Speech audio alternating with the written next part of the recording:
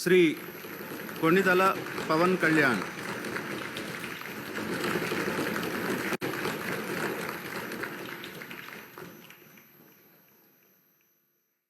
కొణిదల పవన్ కళ్యాణ్ అనే నేను శాసనసభ సభ్యుడిగా ఎన్నికైనందున శాసనం ద్వారా నిర్మితమైన భారత రాజ్యాంగం పట్ల నిజమైన విశ్వాసం, విధేయత చూపుతానని, భారతదేశ సార్వభౌమాధికారాన్ని, సమగ్రతను కాపాడుతానని, నేను స్వీకరించబోయే కర్తవ్యాన్ని శ్రద్ధాశక్తులతో నిర్వహిస్తానని దైవ సాక్షిగా ప్రమాణం చేస్తాను.